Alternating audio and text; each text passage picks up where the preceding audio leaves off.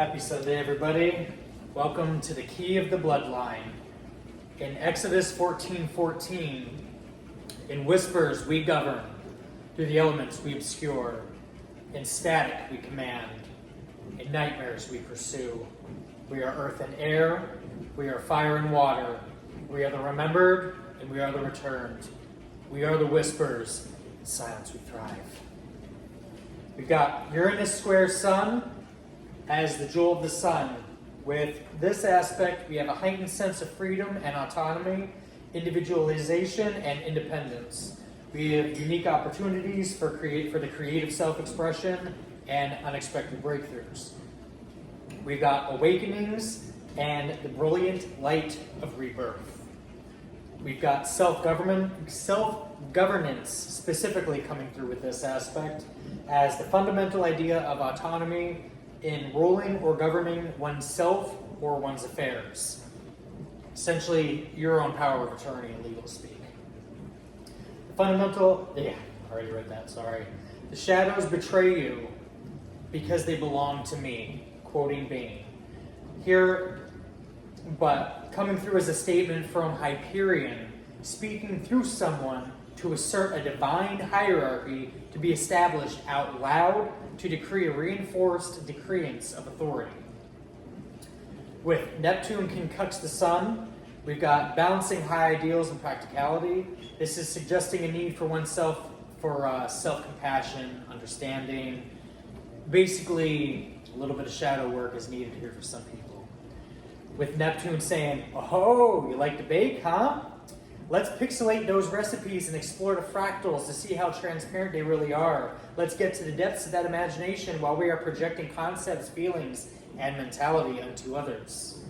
We've got Pluto concucts the sun as a test of strength and self-expression, discovering the inner power, solar plexus, returning any attacks on this. With the sun and Pluto combined, this is challenging your core of sense of self and bringing it to the surface, to the depths of your inner power of resilience. This talks about tearing apart the person you were, and the ego is definitely going to suffer greatly. It's probably needed. So, it's basically going to be a real-life Hunger Games, or Squid Games, if you will, that when trialed, only the real cosmic air can navigate with ease and without ceasing to be. It's not exactly a test for the profane. I'm going to use that as a good choice of word, or people who don't believe in karma. Now, with the lesser aspects coming through as the lesser keys of Horus the Younger, also known as Harciesis. Now, he's the son of Osiris and Isis, and he's known for his role as the avenger of his father's death, as the rightful heir to the Egyptian throne.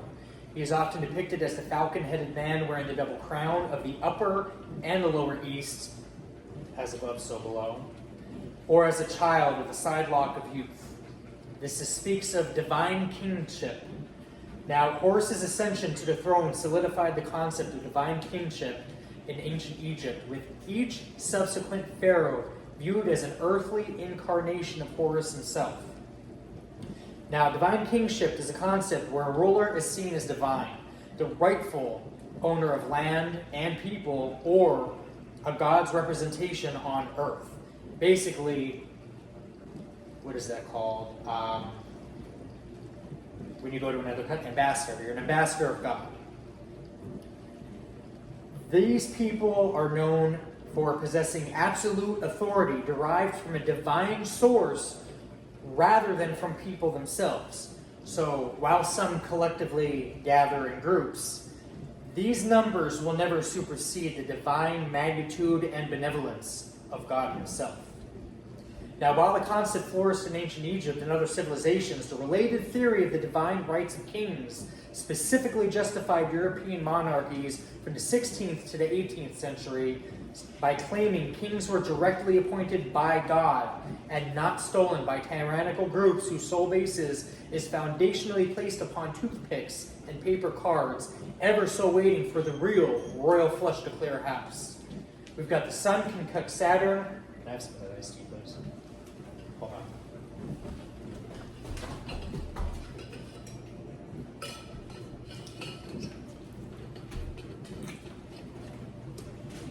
We've got the Sun conjunct Saturn, balancing responsibility and recognition.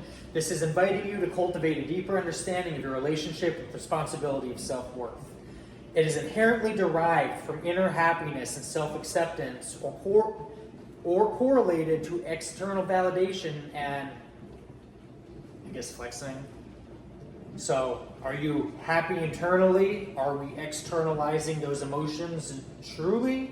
Or are we inherently grasping on the opinions of others and the validation of the outer circle rather than the inner?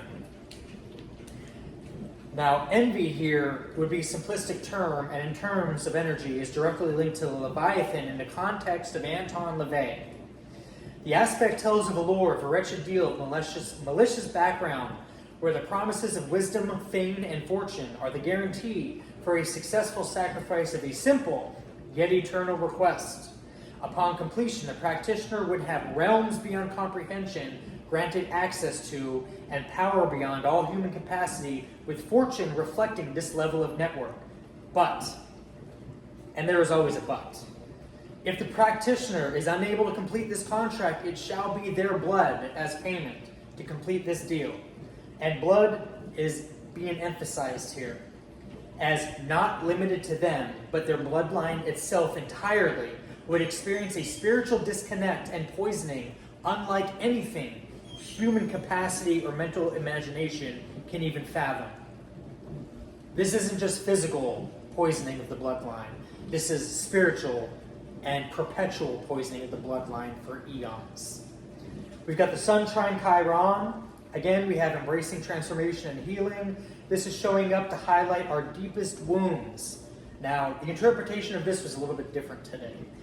And sometimes our deepest wounds are the ones we cause others, which in turn cause the cosmic order of arms to balance the tables immediately, returning all energy seemingly overnight. Now, when Chiron, being the karmic healer, we have celestial energies coming out now to heal these karmic energies, whether they be people, places, or things. So what it appears is it is an extremely dangerous time right now to be karmic, or a karmic person, or in a karmic energy.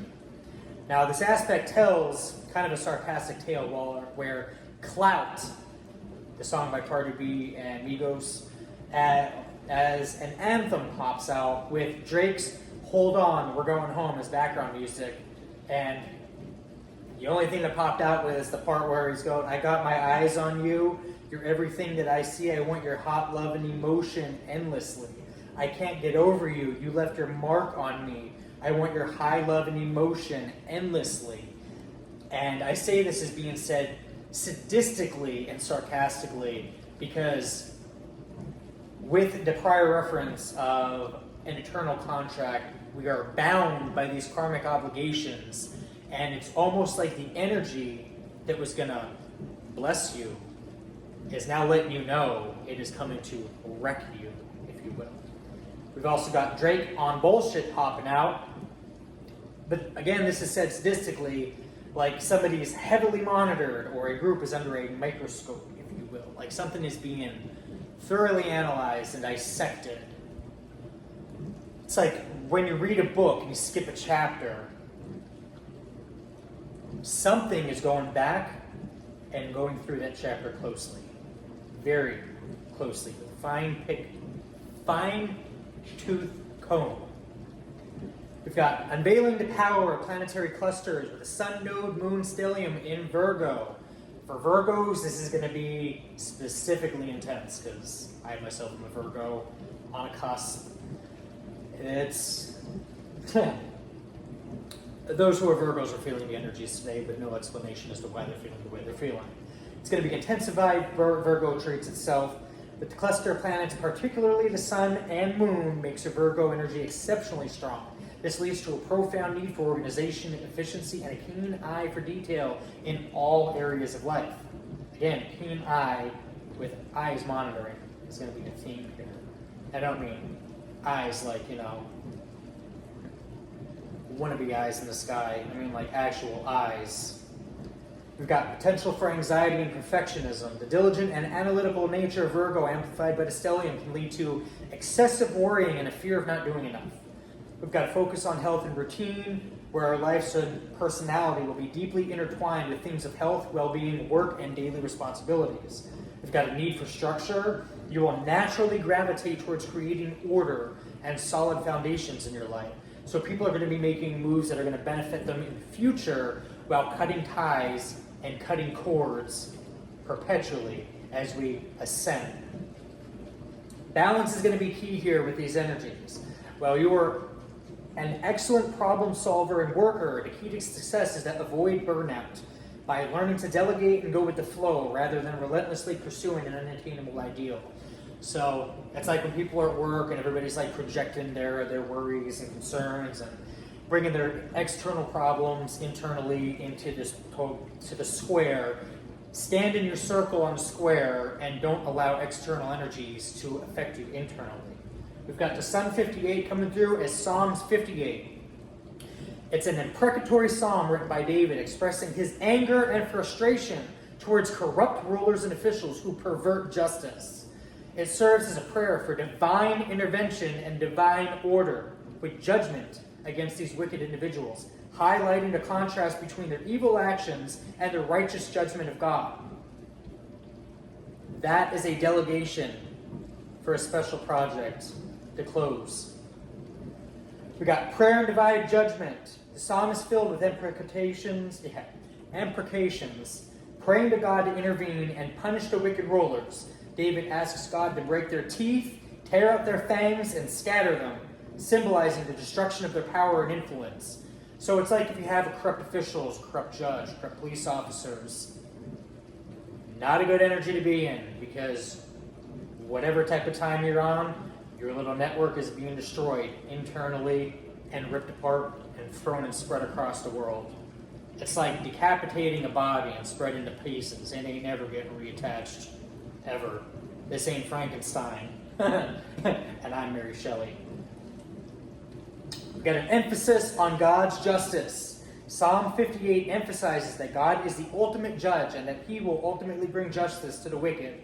The psalm suggests that the righteous will rejoice when they witness God's judgment and the downfall of their oppressors. So if there is a situation that is exponentially detrimental to a bigger picture society and or group of people, whereas the bigger picture is going to be a more productive, creative nature, Genesis through 58 is going to implement a destruction of said energy, and it is going to be a public spectacle, news, media, coverage, heavy eyes, spotlight, however you want to interpret that. In essence, Psalm 58 is a powerful expression of David's anger and frustration with the injustice and a passionate plea for God to intervene and establish his righteous rule. Again, this is not a request with the Psalms 58. This is a direct order, decreance, and a delegation of tasks moving forward. We got Node 19, with the node being the opposite of a karmic cycle. We have learning from the past with the Salos, the 19th spirit of Solomon, coming out with the benefits of working with the demon Salos vary. Now, some sources describe him as a protective energy who helps you learn from past mistakes or mistakes in general, while others depict him as a demonic power with demonic powers like army manipulation and authority over a domain. Others' depictions show him with less traditional power, such as the ability to mimic animal traits, desire to improve creation for the benefit of mankind. Touching back on the sun energy with that stellium, this aspect of the sun with Psalms 58, eliminating the truly wicked, would absolutely benefit mankind and society as a larger picture context. Larger picture is always the goal. Some just get a little puzzle piece like this, and they're not really looking at the bigger picture here sometimes. And they get in the ego, and they operate from the lesser energies, and they don't get the Kundalini serpent to go up, and they go left. But 3 lefts make a right. We got Moon 41. The 41st angel of the Shemhaim Farash is Hahel. Its name means the God of Trinity. Powers of 3, powers of B. Me, you, and he. and is associated with devotion to God, protecting against slander and impiety, and helping one complete a spiritual mission. Ahael is also a guardian angel, symbolizing divine assistance in matters of faith and spiritual strength. Protects from egotism, materialism, isolation, and abuse of authority. Ironic.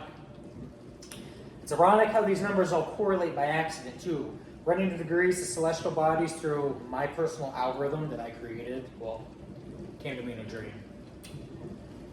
I'm just waiting on my original, while being the copycat, to try and decipher, let alone replicate that mathematical equation that's uniquely mine and flows through the morphogenic field, which I'm inherently tapped to in my core being. And ever increasing my expansive comprehension, the intrinsic knowledge therein.